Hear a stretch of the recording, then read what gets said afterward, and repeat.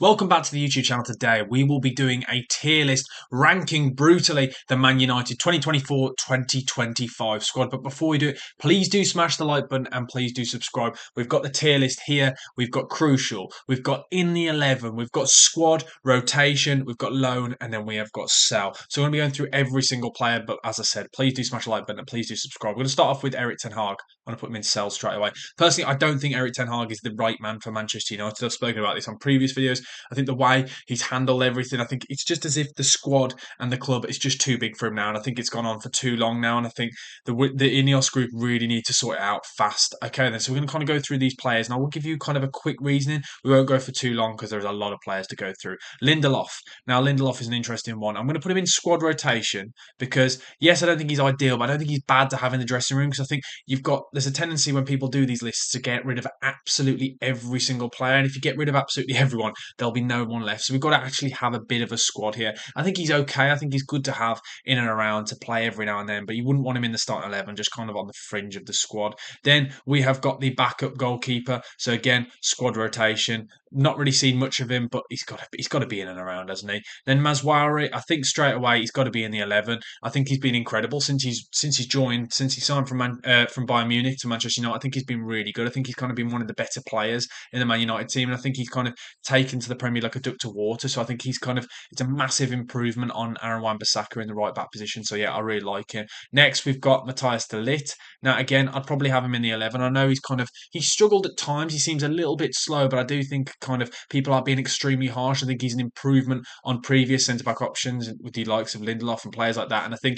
as like I said with Mazraoui though has kind of is a bit odd with the fact that he's come in and he's absolutely hit the ground running. I think De Ligt will do over time. I think the people who talk about his buying day and say he struggled is a lazy opinion because I think he's actually a very decent centre back. We've seen it now in the Netherlands. We saw him for Juventus. I know he struggled a little bit, but he still was decent at times. And then we've seen him at Ajax as well. I think there's a player in there, so I'd still keep him in the 11 because I think he'll take time. We saw it with Varane when he first comes to the Premier League. It's not easy to completely come over and to just convert and just instantly take to the Premier League. So yeah, I'd have him in the 11. Next, we've got Harry Maguire. I don't really think Harry Maguire is that bad a footballer personally. I'd have him in either the 11 or in the squad rotation, but I'll put him at the top of squad rotation for now. I think he's a very decent footballer. I just think he gets a lot of harsh criticism, and again, it's the narrative that he's not good enough, and a lot of people have been running with that now for so many years. I just feel like he's really overly criticised. I do really feel for him. I probably think for him, it's probably best if he moves on, but he's not bad to have in and around the squad because, again,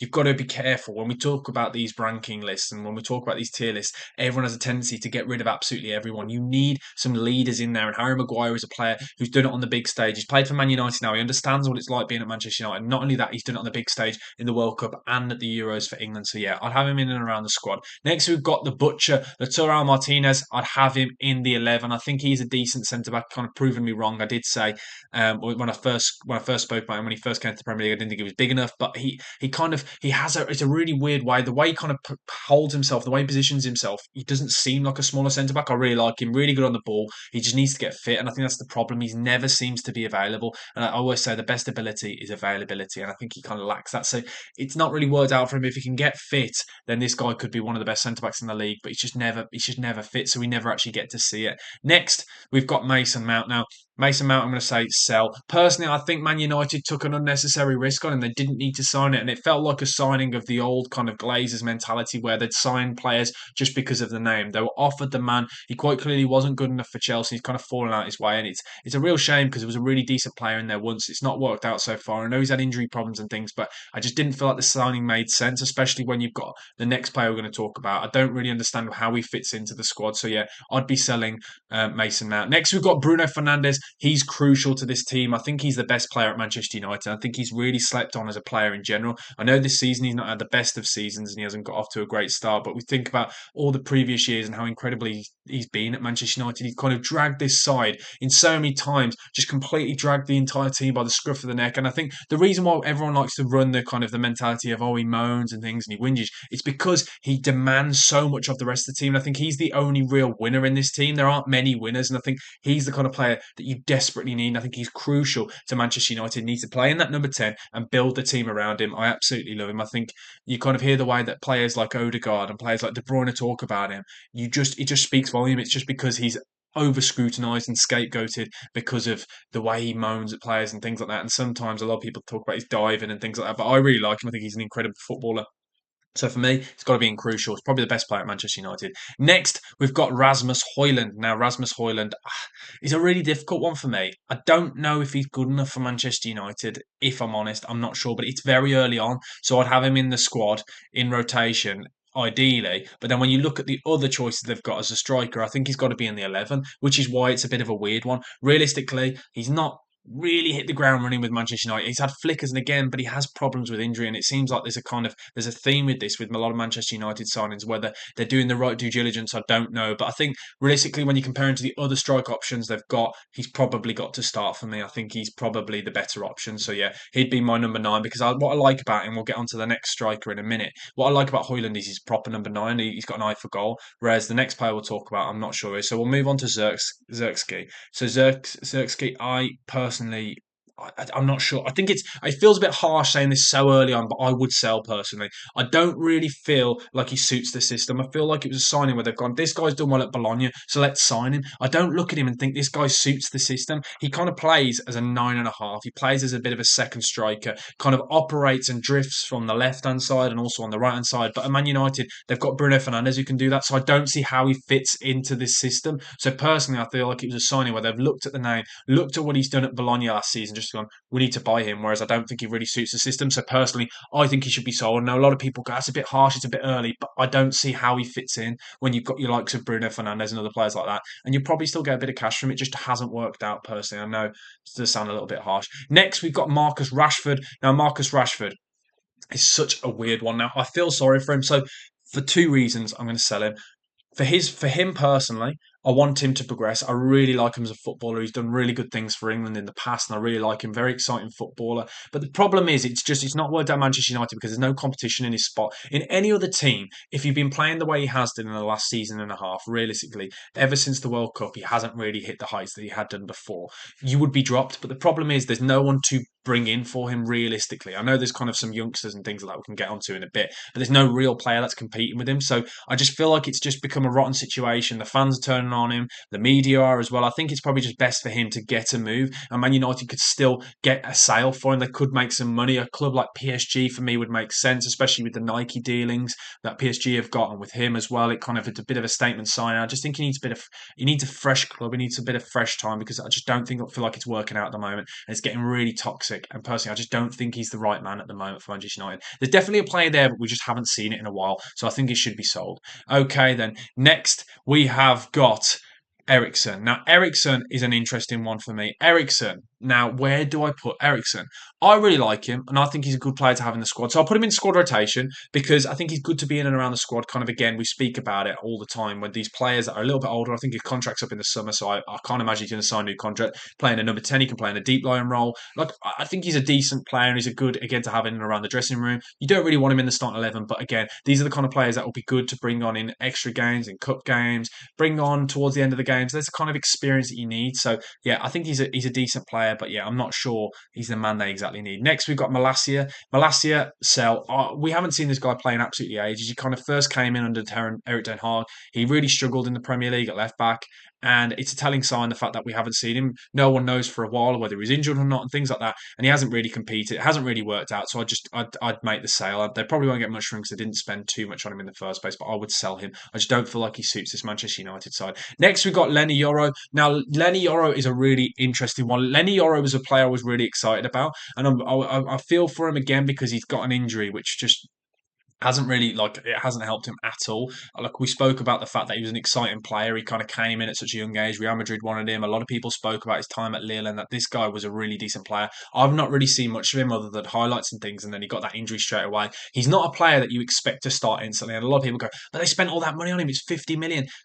Give him time. He's 18, 19 years of age, so he can't instantly be expected to start. So, yeah, squad rotation, give him a bit of time, and then he'll come good. So, yeah, I think this guy for the future can replace one or compete with these two for the centre back role. And it's good to have kind of competition. You look at other sides, especially if they want to be in Europe and things like that in the future. It's good to have more than one centre back. You see Manchester City, they've got a complete array of different talent at centre back. So, yeah, interesting one. Next, we've got Diallo. Now, Diallo is a really interesting one. Personally, I think he should be starting every game. I really like him. I think he was absolutely brilliant at Sunderland in the past. I really like him as a winger. I think he's exciting. I think he's fast. I think he's direct. I think he's exciting. I think these are the kind of players that Erik ten Hag should be really leaning on. It should be Garnacho and Diallo in the starting 11. Diallo, sorry, because then kind of you can rely on those players and it gets the fans on side. If you play the youth, you know for a fact they will give it their all, and kind of their bravery. They'll ignore the kind of the rest of the fans, and they'll ignore the media and things, and they will just go at these games. And that's what I feel like they need. They need some fearless players.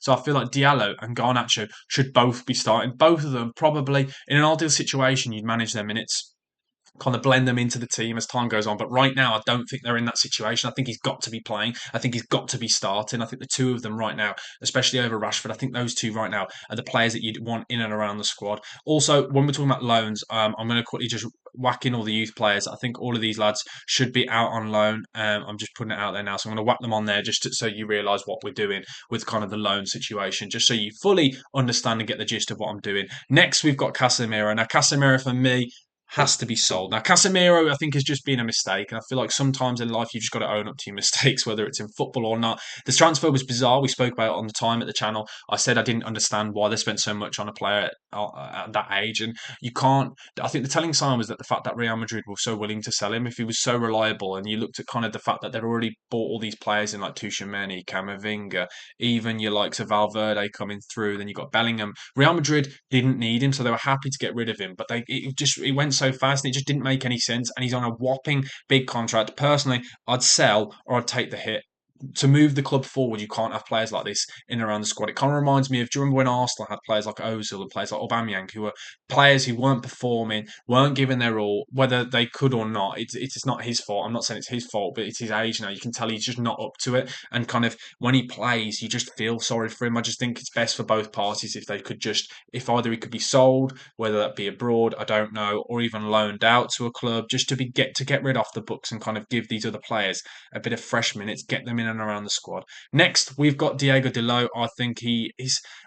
I'm kind of torn between Crucial and 11, which is bizarre that I'm actually saying this. I think Diego Dalot has been absolutely integral to Man United in recent years. He's been playing at left back, he's played at right back, he's even played at centre back at times. I really like him. I think he's a very good footballer. He's kind of really massively improved over time at Manchester United, especially with his loan spells as well in that time. But I do really like him. I think he's a very solid player. I don't think he's one for the future, like one in the side, in the sense that they should be building a team around, but he's one of the better players. It kind of gives me, I keep using the Arsenal as kind of example, as a bit of a blueprint. Kieran Tierney vibes, where he was really good on that 11, but if they really want to progress in the future, these are the kind of players that they'll have to improve on. But right now, he's kind of the player that you kind of look at and think, okay, yeah, he's a decent player. Like he should be in and around the starting 11 week in, week out. Next, we've got Antony. Antony's got to be sold. I feel like that's probably the easiest one on this list. You look at Antony and kind of the signing didn't make any sense, and the sale just needs to be done. Whether he goes back to Ajax, goes back to the Eredivisie, who knows, maybe even to Serie A, but it's just not worked at Manchester United, and I think it's really not a good situation. It's toxic. You see it on the sideline. You can see he's not happy, and you can see Ten Hag's not happy about him. The fans aren't happy. It just doesn't make any sense. And players like this, if you want to really progress, if you want to get the fans back on side, these are the kind of players that they just need to get rid of. Just cut ties now. Take the hit. Yes, you spent too much money on him, and everyone speaks about the fact that at the time they were told 25 million is probably his value, and then they spent X amount on him, which was overpaid by about 60 million, which is absolutely crazy. But I'd just get rid of him. There is no point keeping players like this on the books again. If you want to progress and you want to move on forward, it's just not worked out for him personally. I don't see how he can I don't see how it can work for him at Manchester United. It's gone too far now. Next, got Tom Heaton in around the squad. It's good again. Kind of these kind of goalkeepers who've been in and around, done it, played international football and things like that. It's probably very good for Onana. So Onana, I'd have him in the 11 as well. I think Onana's probably extremely overhated in my opinion. Like I just think it's a bit harsh the way everyone's kind of spoken about him and the kind of the way he's being dealt with in the media and things like that. I do just feel for him, especially with the fact that I don't think he's really been the worst player. I think he's been a decent signing, let's be honest. But I think just with the fact that everything, the way it's gone at Manchester United, I feel like everyone's pointing the fingers at him and he gets a lot of the blame. He's kind of been scapegoated. So yeah, I do feel for him, but I think he should be in and around the starting 11. Next, Luke Shaw. I'd personally sell him because the thing is, I spoke about it before. The best ability is availability, and he's never available for Manchester United. He's always available for England somehow, but he's never available for Manchester United, and I just don't get it. I feel like they should just again cut ties, because these are the kind of players that we speak about that are on big contracts, big money, and if you want to rebuild, you cannot have players like this, these three here, or even these five, or even Mount and players like that. I feel like I've been a bit harsh on Xerxes, but that kind of list there, these are the kind of players you can't have in and around the squad if you're going to progress and move on forward. Yeah, I feel like it's a shame because he's a very decent footballer on his day, but just his day never seems to come. It's just a real shame that it hasn't worked out in the way that injuries have kind of ruined his career, but he just can't. It's just crazy when you think about how much money they must be spending on him. So get some cash for him, whether again, cut ties. This is my opinion. I'd get rid. Ugarte, now, Ugarte is a weird one. Ugarte, for me, was a signing that didn't need to be made. I feel like they should have kept McTominay. I look at it as a whole and just think, I don't understand why you'd get rid of a player like McTominay, who understands the club, who understands what it means to play for Man United, has come through the entire ranks at Manchester United, played really well year in, year out. Sell him, buy a player who's unproven, who struggled at PSG last season, kind of got dropped by Luis Enrique, dribbled past so many times in that midfield role, and kind of in lots of games last season. I think about the Dortmund game in the Champions League where he just really struggled. He looked like he wasn't up to it when he came on. And I just look at it and think, what's the point in selling a player, then buying another player for so much more money who's unproven? I don't know why you take the risk. So you've got to put him in the 11. But ideally, is he good enough? We don't know. It's a bit early, but I kind of look at it. They have to play him because they've got no other number six really in this entire squad. So he's got to be played. Okay, next one we've got Johnny Evans now in and around the squad. I know he's been really good recently. In and around the squad, I think he's a player that you need him there, and maybe if you can at the end of the season when his contract runs out, get him on the staff, on the coaching staff if he's interested in that. Because again, he's kind of a player. I'm a West Brom fan, so I saw him play for my team a few years back, and he's probably one of the best players I've seen at the Albion. So good on the ball and so good defensively, and he has been for Manchester United this season. I think that is a telling sign that you could see there's still a player there. Ideally, you wouldn't want to lean into him, but he's kind of good for the dressing room and good to have around to help coach your players like De Ligt, Martinez, and any of the youth coming through. So I don't mind him. I'd put him there. Next, got Kobe Manu. Manu again for me is crucial. I think Bruno Fernandes and Kobe Manu are the two players that Man United should be building their team around. I think the two of them that again understand Manchester United but have that kind of winning mentality. I look at the two of them and I feel like they really stand out in this team because I just feel like the quality is not the quality around them is nowhere near good enough. And I think those two are the two that always stand out and give their all, whether people like to say it or not. Those two. I know people like to talk about Kobe Mainoo probably more than Bruno Fernandes because it's more exciting. He's English. He's come through the system. But both of them are absolutely integral to Manchester United and so good. But there you go. That is my tier list. And I've ranked. We've got crucial 11 squad rotation loans, lots of sales, but that is exactly what I make of the Manchester United 2024-2025 squad. But please let me know your thoughts down in the comment section below. Please smash the like button. Please do subscribe. I really appreciate it. There's been a lot of really nice support and messages recently on the channel, and I really appreciate it. And I reply to every single comment. Thank you. We're still trying to get towards 7K subscribers if we can before Christmas. But thank you for watching, and I will see you guys very soon. See you tomorrow. Not sure what I'm recording yet, but I might do a Tuchel video if you're lucky. But thank you. I'll see you guys soon. Goodbye.